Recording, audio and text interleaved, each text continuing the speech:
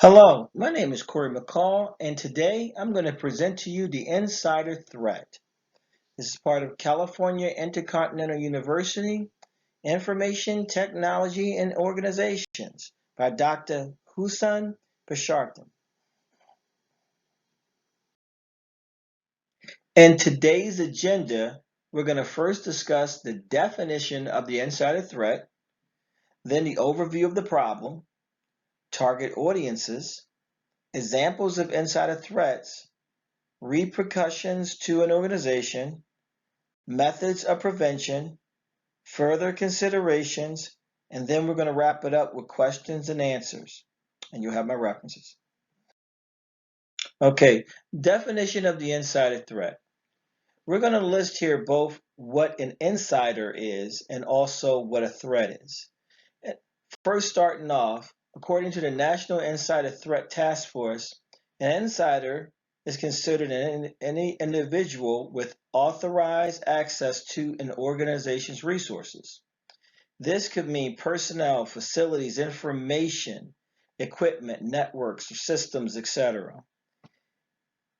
Now, if we're going to go further into this, if you look at what insiders have access to, let's look at the threat. The threat is going to be considered the use of their authorized access either wittingly or unwittingly to perform harm to an organization.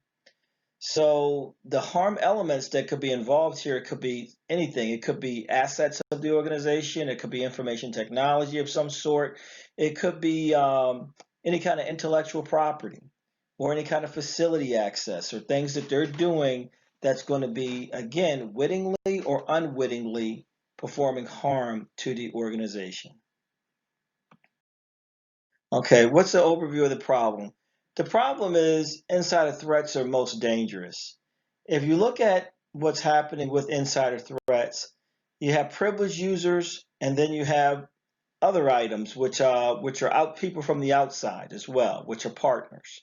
If you look at what's causing most of the insider threats in an organization, is going to be privileged users, and these could be system administrators, anybody who have root access on the Linux systems, anyone that's playing IT roles, meaning that it could be an information system security officer or some kind of information system manager or security officer of some sort.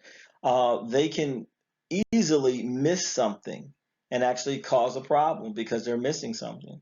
Same time, meaning that they're performing an assessment of a system through a security policy or guideline of some kind of recommendation that's provided from the intellectual IC community or something. And unfortunately, they can miss something. Same thing with the system administrators. They can actually work with a system and maybe turn off the kernel or something. They can do something into which makes it such that the system is not checking and doing auditing as it normally should do. It might turn it off or do something else, and that stops the security objectives that a particular organization is trying to incorporate. Same time, you have the contractors, people that actually serve as provider employees. Also, if you want to look at this, you can look at people who are on a partnership. Maybe they're working with the cleaning crew or partners that actually have particular projects that they're working on with the organization. So that actually have internal access. So these are people that actually pose a danger or potential risk to the organization. So every organization is considered vulnerable to the ongoing threat vectors that insiders try to use in order to infiltrate and access particular privileges or particular items that the organization provides them security access to. And unfortunately, if they have malicious intent, they actually will compromise the system or particularly acquire information they're not supposed to be disclosed to because they don't have the proper authorization to have that information and to use it. The target audience. Target audience here are going to be employees in an organization, organization partners and contractors, collaborative associates on a project and company they report to. So these could be people that they have some kind of project they're working with, and they may be working on a small project. It might be something not far encompassing into the all of the organization, but maybe just one little small project in one little sector or unit that they're working on. But actually, they actually may hear some information and report it back to their own company. Also, cleaning personnel in an organization, because the cleaning personnel can come and actually check the trash. They can check the dumpsters. They take the information. They take actually information and out to a dumpster if it's not properly shredded or actually sanitized. So very important that we look at also the cleaning organization, cleaning crew as well in an organization. Guests and visitors having coming to the organization. So if you see any guests or visitors that come to the organization as well, if we say the wrong things or if someone in an organization says the wrong information to them and doesn't have a filter into which they are understanding what information to provide and what not to say, guests can actually take enough information and create a data aggregation and put pieces together and actually come up with what you call a classified particular piece of information, because they'll have enough pieces to put something back together and create a inference and actually be able to figure out a piece of information they're not having privilege to, an authorization to. Okay, examples of insider threats. The first one we're going to discuss is disgruntled employees. These are considered either current or former employees that steal intellectual property or commit sabotage. One example is Tesla, the Tesla Corporation. They had an incident in recent times where they had a disgruntled employee commit industrial sabotage, making modifications to software to change or control the manufacturing process. So this is one example of a disgruntled employee and the actions and behavior of a disgruntled employee and what they could do. So this is something to look at as far as if a disgruntled employee is actually doing these type of actions and to be able to detect when they are. Okay, inadvertent insiders, number two. These are individuals who exhibit secure and compliant behavior, so they're doing the right thing, but make occasional errors and often don't realize their mistakes until it's too late. So these are individuals that normally go to work and exhibit secure and compliant behavior, but on occasions make errors, and they probably consistently make errors to where they need to be pulled aside and be spoken to. And these errors could be anything. They could be items of disclosure of information. It could be costing the company money by actually they're not actually giving the right people the right product or information and things in that manner. Whatever errors they are, they could be costing the company in one way or another. It could be even reputation of the company. All right. So the third one is persistent, non responders are considered employees, often either senior executives which continuously unresponsive to cybersecurity awareness training. So these are like, okay, these employees, they kind of made up in their mind. They're not really wanting to work with some of the security trainings or things in that manner that's going on in the organization. They just have a culture and way that they're working with, and they basically figure that they don't have to really go along with the changes in the company. They can actually just do it all by themselves, and they don't have to worry about security trainings or things in that manner, and they're unresponsive to the changing culture of the organization, and they can be a problem because they're not changing to make the company more secure. Okay, repercussions to an organization. The insider threat can cause the following to organizations. First of all, let's look at downtime and business operations having to rely upon continuity plans. So that's one item right now. When you actually have downtime, it's because something went wrong. It was a business and it was an interruption that happened, and now it's actually impacted your operation. And when that happens, then there's downtime. And at that time is usually recovery time, meaning that they're trying to get to a recovery to where they can have a minimal level of operations so they can still do business, but at a minimum reduced level. And they're trying to get back to reconstitution, which is going to be a full level of operation, which is how they originally started or originally woke up and operated at. That's what we're talking about as far as downtime and also meeting recovery time objectives.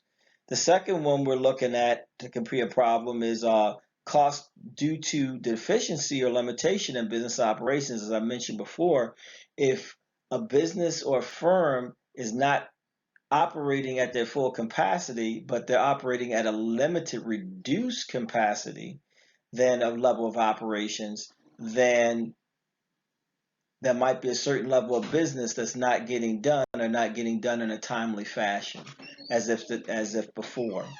And because of that, it could be a loss in cost, loss of money because they're not able to operate or produce what to the efficiency that they were.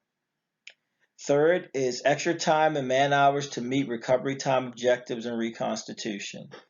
So basically, due to being down, they're spending up more time instead of operating at a certain level of efficiency. They're actually using a lot of their resources to actually repair and get the system back up to its normal recovery. The normal uh, recovery time and objective, and also getting it back to reconstitution.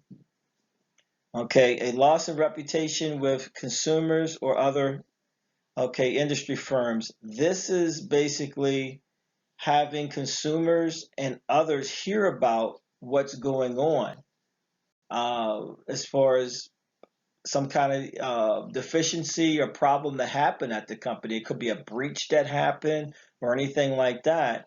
And because of that, people might not want to do business with the company.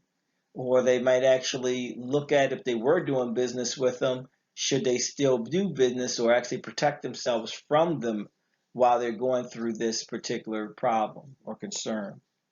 Okay, a loss in potential consumers, investors, and partnerships. And as I just mentioned before, these are items where consumers and investors might just not want to do business with the company at all. Okay, methods of prevention. 5 key safeguards are outlined below. We're talking about basically least privileges. That's one. So a company needs to actually do what is necessary to lock down their employees, maybe through role-based access control or something as far as logical authentications and things in that manner, having them log in and they only able to do the only granting the privileges enough for them to do their job, and no other privileges in addition to that. So for least privilege. Also implementing a device management policy. These are items into which they have staff access company systems with a wide range of locations.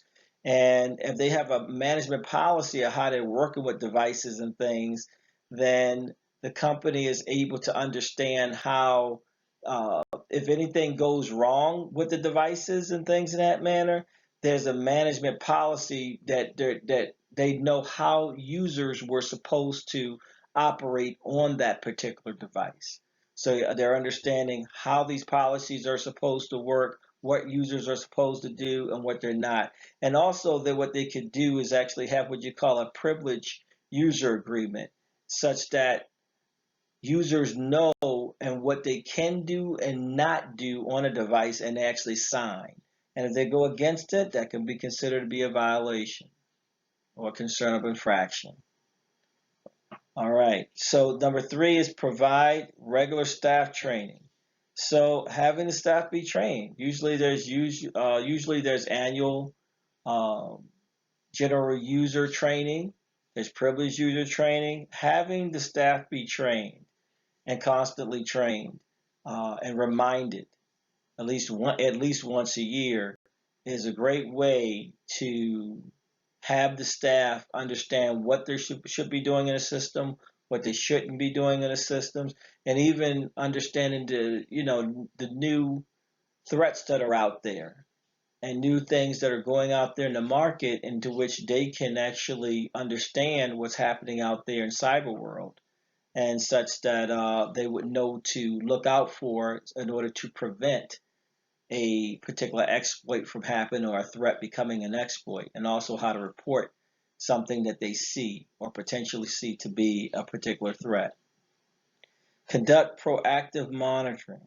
So having utilities, having automated things set up to actually proactively monitor in a passive way on the network or actually an email. Things that they can set up to which these companies can set up to allow them to actually monitor the activities of the employees and their actions while they're actually on the devices.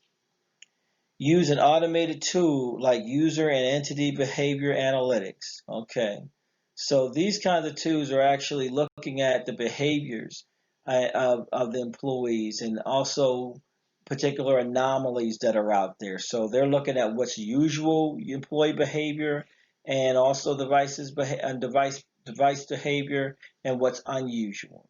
So eventually, if they see an employee do something every day, and all of a sudden they're starting to do something else now, then they'll be able to understand and see what that was, and then see if it was authorized or it was in good intent of the company. Okay, further considerations. There are 2 items that we can do. You can hire an outside independent and reputable consultant company to provide an assessment for your organization and help you with your insider threat program. So there are trained professionals that are out here understand what's needed from many companies in different industries and can provide a firm a sound insider threat program and start them off with one. In addition, it'd be grateful if they actually be able to create a way for the firm to assess how far they're away, their insider threat problem and or deficiency, and then be able to have a gap analysis in order for them to get there to the right efficiency that that program needs to be for that industry and for their company objectives. The second thing that they can do is actually have automated tools. So having automated tools and learning about them, I think the UEBA was one we just mentioned. So any of the automated tools that are out there to help a particular establishment towards their insider threat would be an improvement as well, because automated tools would make it such that they can report pretty quick information, and you can probably check on how a company's uh, insider threat program is doing based upon what those tools come back and report. Okay, now we're going to open it up to questions and answers. If there's any questions, let me know, and also here are the references. Thank you.